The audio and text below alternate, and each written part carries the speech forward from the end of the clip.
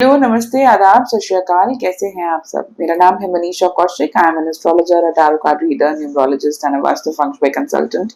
और यहाँ अपने चैनल पर आपसे डिफरेंट डिफरेंट टॉपिक्स के बारे में डिस्कस करती रहती हूँ।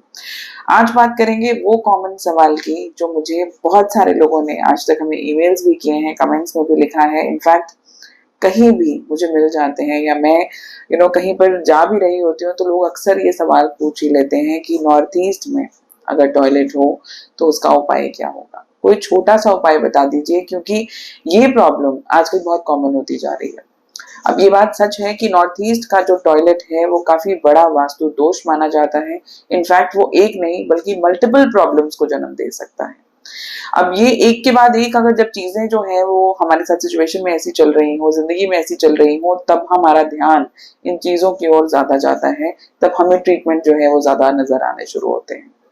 पर एक चीज को समझना होगा कि वास्तु के कोई भी उपाय, कोई एस्केप रूट कभी नहीं हो सकते कि हम जो है वो, हमें पता है कि बीमारी है पर हम ता जिंदगी उसकी दवाई खाने के लिए तैयार हैं। मेरा थॉट प्रोसेस हमेशा ये कहता है कि हमें बीमारी को ट्रीट करने के बारे में सोचना चाहिए, क्योंकि सारी जिंदगी अगर हम एक ही दवाई खाने की कोशिश करेंगे तो दवाई हेल्प नहीं करेगी। इनफैक्ट कुछ समय के बाद वो दवाई जो है, वो मेडिसिन जो है वो हम पर असर करना ही बंद कर देगी। अल्टीमेटली हमारी जो बीमारी है वो अग्रवेट हो सकती है।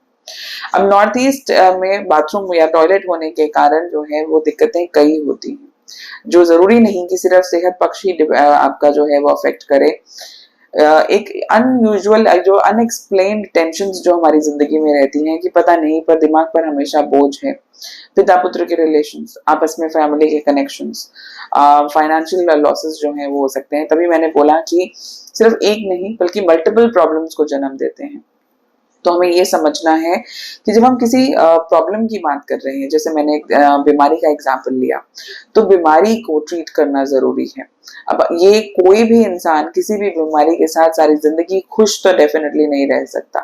और वो लोग जो चाहते हैं कि एक छोटा सा रेमेडी उपाय मैं बता दूं, उपाय बता दूं जिससे कि ये इसमें कोई हमें तोड़वाना ना पड़े, कुछ करना ना पड़े, तो वो उपाय सिर्फ ये है कि आप नॉर्थ ईस्ट के टॉयलेट को यूज करना छोड़ दीजिए, आप उसे इस्तेमाल ही मत कीजिए।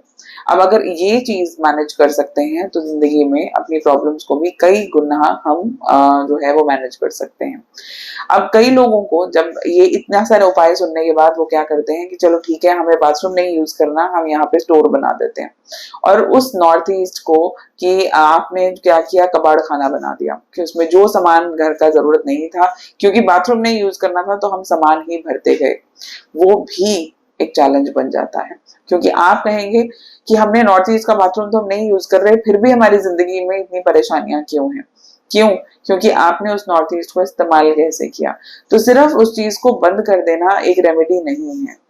तो practically as a Vastu consultant जो पहली अप्रोच होनी चाहिए हमारी, हो सकता है कि आप जिसे जो प्रॉब्लम देख रहे हैं वो मेरे अकॉर्डिंगली प्रॉब्लम हो ही नहीं। कई बार हमारे दिशा देखने के तरीके में भी जो है वो अंतर हो सकता है।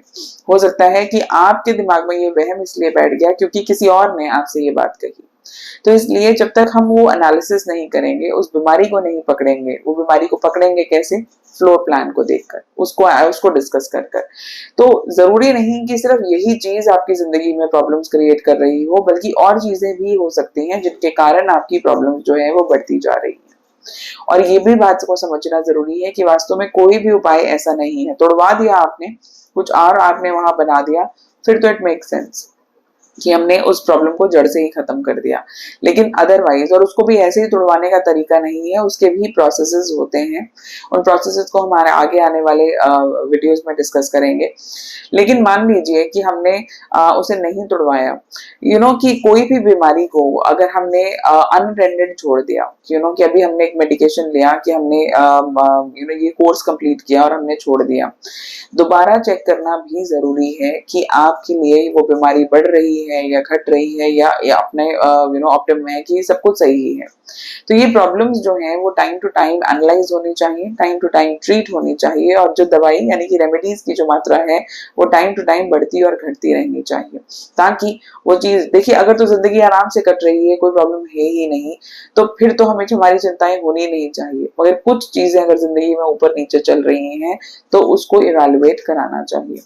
अब बहुत से लोग ये कहेंगे कि नहीं हमने तो कर दिया, तो इन चीजों से असर की क्यों नहीं पड़ रहा। सिर्फ एक तो ये सोचिए कि जो प्रॉब्लम है, हम अगर मैंने हेल्थ का भी एग्जांपल लिया तो मैंने सिर्फ एक शख्स की बात करी, पर आपके घर में कितने लोग और रहते हैं। तो प्रॉब्लम जो है वो अगर किसी को हेल्थ पर अफेक्ट करी है, देखिए वास्तु में because I do a combination of feng shui and vastu, तो हम लकी जोन्स निकालते हैं, और ये लकी जोन्स जो हैं वो फैमिली में जितने लोग रहते हों उनके लिए मैटर करता है। अब फॉर एग्जाम्पल आपके लिए आपकी लकी डायरेक्शन जो है वो नॉर्थ है करियर के लिए, वही नॉर्थ जो है वो आपके बेटे का एजुकेशन सेक्टर भी हो सकता है, वही नॉर्थ आपकी मदर जो घर में रह रही है उनका हेल्थ जोन भी हो सकता है। तो अगर मैंने नॉर्थ को हमने जो है वो आपके लिए आपके करियर को सिर्फ एक्टिवेट किया, तो आपके बच्चे की एजुकेशन और आपकी मदर की हेल्थ सफर कर सकती है। इसीलिए इसी चीज को जो ये प्रोसेस है इसको जोन बैलेंसिंग कहा जाता है। कि एक इंसान हो सकता है आपका बेटा जो है वो एजुकेशन में बहुत आगे निकल जाए, क्योंकि नॉर्थ जो है वो उसको काफी सूट कर रहा है और उस अकॉर्डिंगली नॉर्थ को एक्टिवेट किया गया, लेकिन आपका करियर में आपको दिक्कतें आ रही हो, आपकी मदर की हेल्थ में आपको इश्यूज आ रहे हो, तो इसलिए जब भी जोन बैलेंसिंग की जाती है, जितने घर में लोग रहते हैं उनकी जो डेट ऑफ उनकी कंप्लीट जो बर्थ डिटेल्स है, यानी कि उनका डेट टाइम और प्लेस से निकाल कर उनकी जो कुंडली के आधार पर जो है वो एनालिसिस किया जाता है और उस अकॉर्डिंगली ही सजेशंस दी जाती है। तो जब भी आप मुझसे या किसी भी वास्तु कंसल्टेंट से पूछते हैं ना कि छोटा सा उपाय बता दीजिए, तो जब तक उस उपाय की गहराई तक ना पहुंचे, मेरी आपसे रिक्वेस्ट ये है कि किसी भी उपाय को ऐसे ही अप्लाई ना करें, क्योंकि वास्तु में, मैं सिर्फ वास्तु की मैं बात कर रही हूँ, वास्तु में स्पेशली जोन बैलेंसिंग होनी बहुत जरूरी है। जैसा मैंने कहा कि अब मान लीजिए टॉयलेट की हम नॉर्थ ईस्ट में बात कर रहे हैं, तो अगर वो बाथरूम भी बना हुआ है, उसमें नहाने का स्थान भी बना हुआ है, शावर पैनल आ रहा है, वो फिर भी एक्सेप्टेबल है। तो इसीलिए वो बिना देखे इवेलुएट करना नहीं होगा। अगर आपने उसे बंद कर दिया, नॉर्थ ईस्ट को खत्म कर दिया, उस एरिया को ही अपने घर से काट दिया कि ये हमारे लिए एग्जिस्ट ही नहीं करता, तो वही जोन लाइफ में की और बहुत सी चैलेंजेस को भी जन्म दे सकता है। इसलिए कोई भी जब उपाय किया जाता है तो बहुत सोच विचार के जिम्मेदारी के साथ ही उन उपायों को वास्तु में स्पेशली अप्लाई करना चाहिए।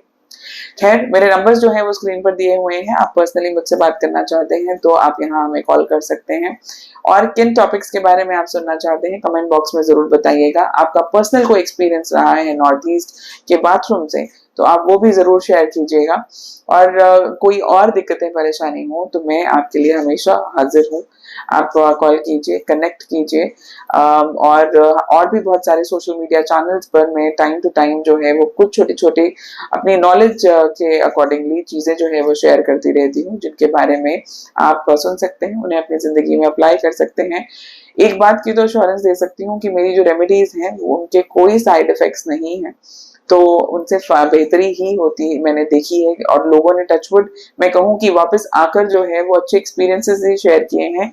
इसलिए आप किसी भी सोशल मीडिया हैंडल पर जब हमें फॉलो करते हैं तो आप बेझिझक उसमें बताई हुई रेमेडीज को ट्राई कर सकते हैं। God bless you, see you soon with another video.